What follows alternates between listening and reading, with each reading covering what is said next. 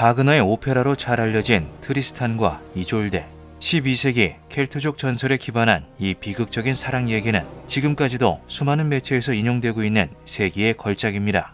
주인공 기사 트리스탄은 그 유명한 아서왕 이야기 속 원탁의 기사 중 한 명으로 리오네스의 트리스탄이라는 별칭을 가지고 있는데요. 리오네스는 한때 영국 서부의 코널과 영국 해협에 있는 실리 제도를 연결했다고 전해지는 전설 속의 왕국 이름이죠. 리오네스가 최초로 언급된 기록물은 구전으로 전해지던 켈트족 신화를 집대성한 토마스 말로리경의 책 아서왕의 죽음입니다. 1485년에 발간된 아서왕의 이야기 속 리오네스는 용감한 기사들과 아름다운 처녀들이 조화롭게 살아가는 기사의 낙원으로 묘사되는데요. 하지만 현재 영국에 리오네스라는 지명은 존재하지 않죠. 사실 리오네스는 신의 벌을 받아 바닷속으로 침몰한 영국의 아틀란티스이기 때문입니다. 지금도 코널 지방에는 운명의 날 리오네스 왕국이 떠오르는 햇살과 함께 솟구쳐 오르는 파도에 삼켜져 바다 밑으로 가라앉고 말았다는 비극적인 전설이 전해오고 있는데요.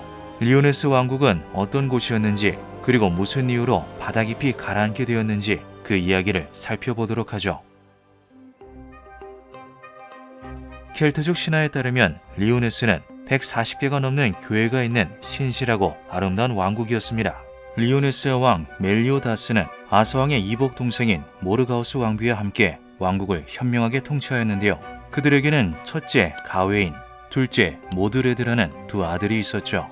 아서왕의 조카였던 형제는 훗날 원탁의 기사로 활약하게 됩니다. 반면 아서왕과 그의 아내 기네비어 여왕 사이에는 자식이 없었습니다. 이에 아서왕은 이복 동생 모르가우스의 아들에게 브리튼의 왕위를 물려주기로 결심하는데요. 가웨인과 모드레드 두 형제에게 브리튼과 리오네스 중 한 곳의 왕이 될 수 있는 기회가 주어진 것이었죠. 첫째 가웨인은 브리튼과 리오네스 어느 곳이든 아름답고 훌륭한 나라라고 생각해 후계 선정에 큰 욕심을 부리지 않았습니다. 하지만 둘째 모드레드는 바닷가 절벽에 위치한 소형지인 리오네스보다 크고 광대한 브리튼의 영토를 다스리고 싶은 욕망을 가지고 있었는데요. 그러나 모드레드의 바람과는 달리 아서왕은 첫째인 가웨인을 자신의 후계자로 임명합니다. 이때부터 모드레드는 아서왕에 대한 불만과 반발심을 갖게 되었죠. 그러던 어느 날 원탁을 뒤흔드는 엄청난 스캔들이 터지는데요. 아서왕이 가장 믿고 의지했던 기사 랜슬롯이 아내 기네비어 여왕과 미래를 즐기는 장면을 보고만 것이었죠. 분노한 아서왕은 기사들을 보내 랜슬롯을 잡아오라고 시키지만 브리튼에서 가장 뛰어난 기사였던 랜슬롯은 수십 명의 기사들을 살해하고 끝내 도주에 성공합니다. 이때부터 원탁의 기사들은 아서왕 파벌과 랜슬롯 파벌로 나뉘어 분열되고 마는데요. 아서왕은 도망친 랜슬롯을 쫓아 기사들을 이끌고 원정을 떠나죠. 이 원정대에는 아서왕의 후계자인 가웨인도 포함되어 있었습니다. 한편 왕과 대부분의 기사가 성도를 비운 사이 마침내 모드레드는 숨겨왔던 야욕을 드러내는데요. 자신을 따르는 기사들을 이끌고 성을 점령하여 반역을 일으킨 것이죠. 모드레드는 아서왕이 죽었다는 가짜 편지로 기네비어 여왕을 속인 뒤 자신의 위치를 더욱 확고히 하기 위해 여왕과 결혼식까지 올리는 만행을 저지릅니다.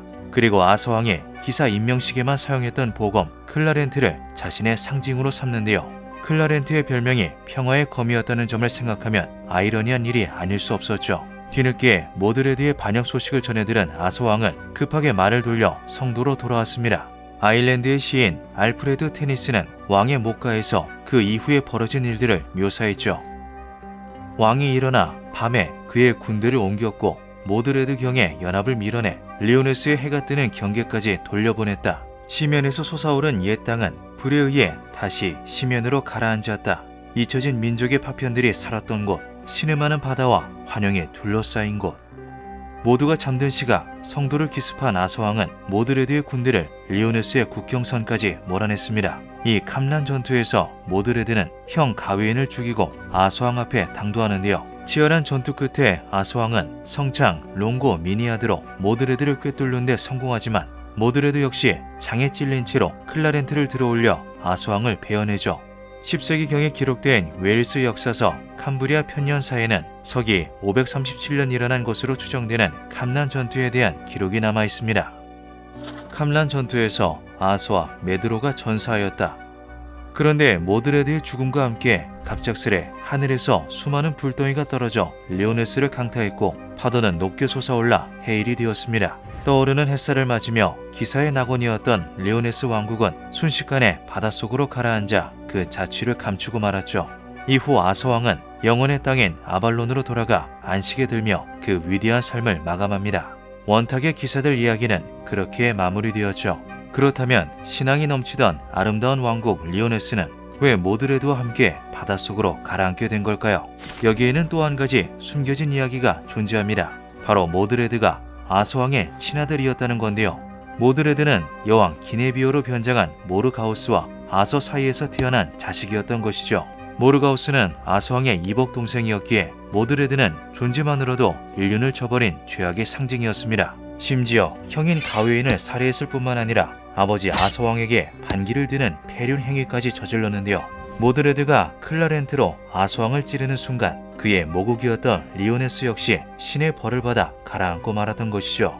하지만 단 한 사람 살아남은 리오네스인이 있었다고 전해집니다. 백마를 타고 리오네스를 벗어난 사냥꾼 트레벨리안인데요. 운명의 날 집에서 멀리 떨어진 숲에서 사냥을 하다가 잠든 그는 천지를 울리는 끔찍한 굉음에 잠에서 깨어납니다. 트레벨리안은 하늘에서 수없이 빗발치는 불덩이를 목격하였고 미친 듯이 말을 몰아 리오네스의 국경을 벗어나는데요. 그 와중에 백마의 한쪽 발굽이 떨어져 나갔으며 정신을 차렸을 때는 한 발을 절뚝이며 달리고 있었다고 하죠.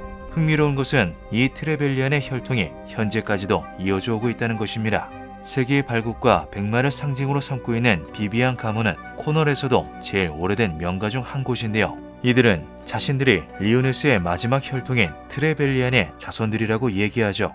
렌즈엔드와 실리제도 중간 지점에는 세븐스톤이라는 암초지대가 존재합니다. 그 암초가 바로 리오네스의 왕성이 세워져 있던 자리라고 전해지는데요.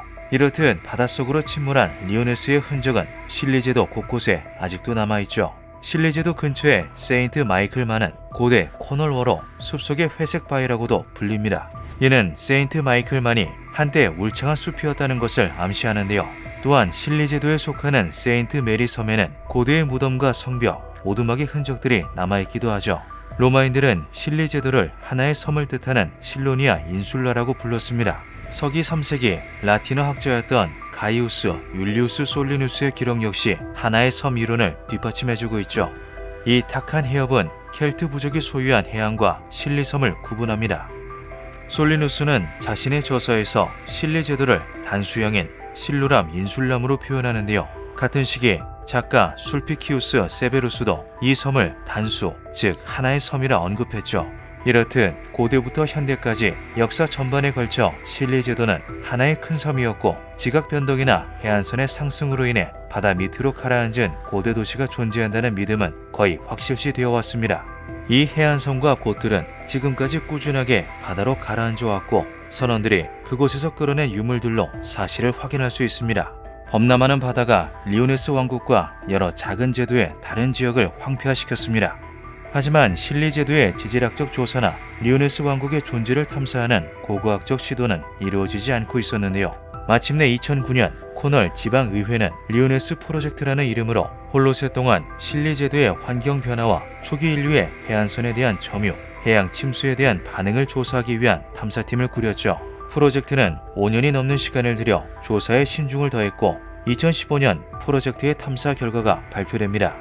기원전 2500년에서 2000년 사이에 실리제도의 모든 역사를 통틀어 가장 심각한 수준의 토지 손실이 일어났다는 흔적을 발견했습니다. 이는 섬의 전체 면적의 3분의 1을 잃은 것과 같습니다. 프로젝트는 실리제도 전체를 합친 것만큼 거대한 섬이 실제로 존재했으며 그것이 급격한 지각 변동으로 인해 가라앉았다는 사실을 밝혀냈습니다. 6년에 걸친 탐사는 수많은 증거들을 동반했는데요. 프로젝트는 해저와 지상을 오가며 토양 샘플을 채취하는 것을 가장 우선시하였죠. 연구팀은 습기가 많은 곳에서 퇴적된 식물에 의해 만들어지는 석탄의 일종인 이탄의 지질 구성을 분석해보기로 합니다. 해저와 지상의 이탄 지질 구성이 동일하다면 두 땅은 하나에서 분리되었다는 것을 증명할 수 있었기 때문이죠. 저희는 2009년과 2010년 두 차례에 걸쳐 7군데의 조간대에서 채취한 샘플을 분석했습니다. 샘플을 채취하는 과정에서 수많은 돌담과 건축지 유적을 발견하기도 했죠. 탐사팀은 방사선 연대 측정과 지층 내에 퇴적된 꽃가루 데이터 샘플까지 채취하는 열정을 보였습니다. 그리고 수많은 데이터 분석 결과는 단 하나의 사실만을 가리키고 있었죠. 실리제도는 기원전 7000년경에서 4000년경까지 아그네스, 아네트, 웨스턴 록수섬을 포함한 하나의 큰 섬이었던 것으로 드러났습니다.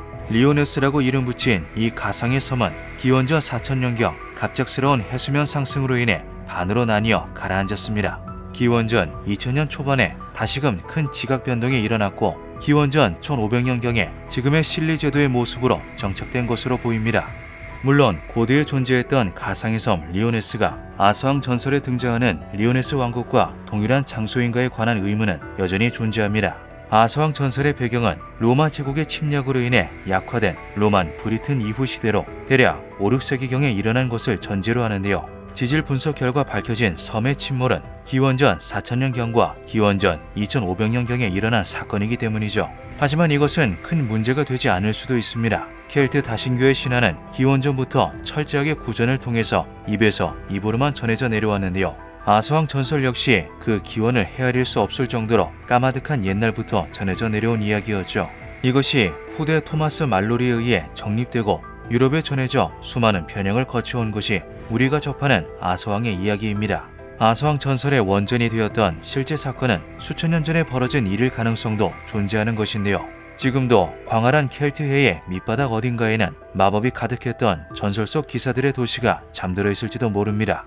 언젠가 후손들에 의해 다시금 태양 아래에서 빛나는 영광을 누릴 날을 기다리며 말이죠. 기묘한 밤이었습니다.